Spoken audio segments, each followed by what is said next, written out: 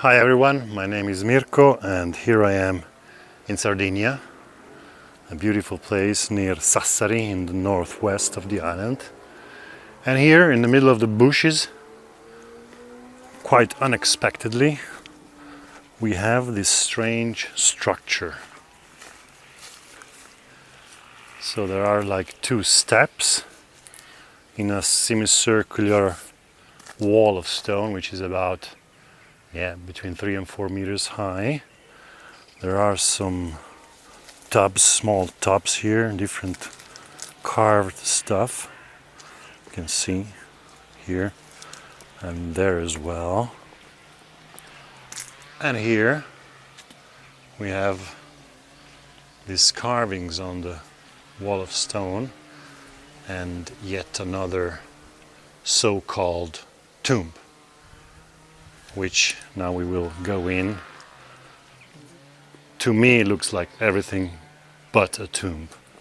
Anyway, the entrance is about 1 meter 20 high, and inside we have a rounded room with some holes in the ground. You see there's one and there's another one. There are quite a few resonances. There are two niches on the sides. One is there, and there's the other one. And the roof is rounded. Everything is round, so again, this is not a classical tomb shape. And just to check the resonances, I found one low.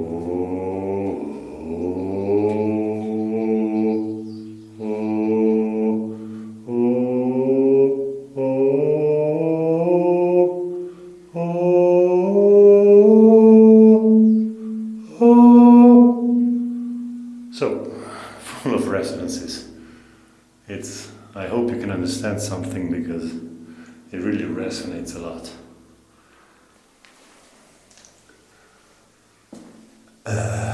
It's again a completely different structure than anything I've seen so far in Sardinia, meaning that I've seen the so-called Domus de Janas, but they usually don't have such an elaborated wall outside and with the carvings, and they usually are quite a few. There's never only one, or rarely. I've seen a few times only one, but there's rarely only one.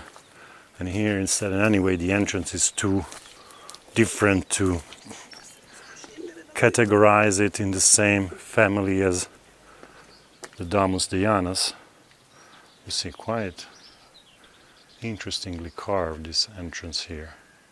It has a far resemblance with the giant's graves, which some type, the dolmen type, have a series of slabs of stone in the front, also in the shape of a semicircle. See here, it's not really straight, it's curved, slightly curved, not a lot, but slightly curved. And some of the giant's grave have the central slab, which has similar carving as this door has. But anyway, it's different. Still another type of construction of carved place in the rock. The rock is some kind of limestone, I'm guessing. There seemed to have been another thing up here because the wall look a little bit too straight to be real. You see there's some squares in the ground here, dug. Here, other stuff. Here, again, other things. But it's really difficult to say what this was. There's some kind of central rocky outcrop here. And here there's a whole sort of amphitheater, slight amphitheater of stone. And anyway, again a new place, beautiful. You can see it's a nice valley. Besides somebody working with a noisy machine, but Of course, it's countryside and people work here, and those are olive trees all over the place. Well, actually not much more than olive trees around here.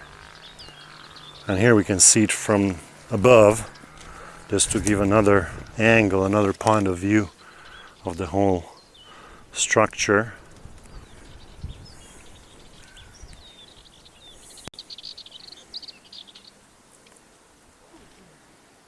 Yeah, interesting. As I said in my documentary, there are some main categories of archaeological sites, the nuraghi, the giants' graves, the holy wells. But then there's a whole series of other stuff which cannot really be categorized in any of these. And this is the first of this kind I see. Or certainly are others, but this is the first I see. And I have about visited, I would say around 60 archaeological sites on the island. But there's over 8,000, so there's enough. Dobra make me notice that there's a few more squares dug into the rock here. There's even a connection, so it most likely had something to do with collecting water. There seems to be also a little channel here going that way.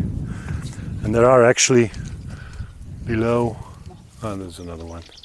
There are other channels below, I can show you. Didn't put much emphasis on them, but I've noticed them when I just got here 10 minutes ago. Let's go back.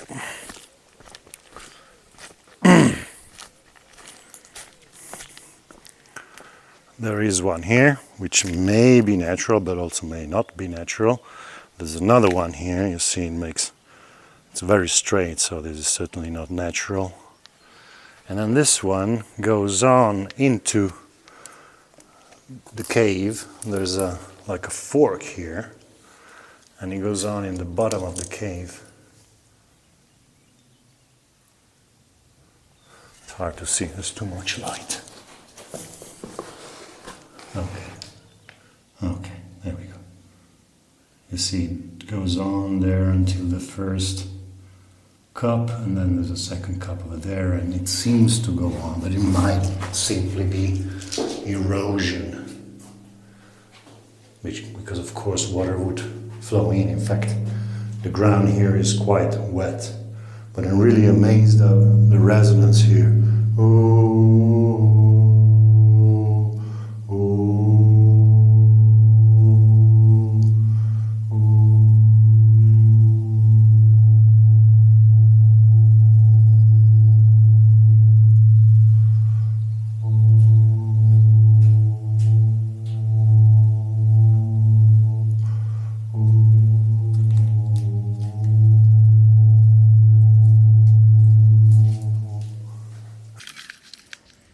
Okay, just one more detail, a few more details of this place. You see this square tubs dug here, and the two vertical squares very deep.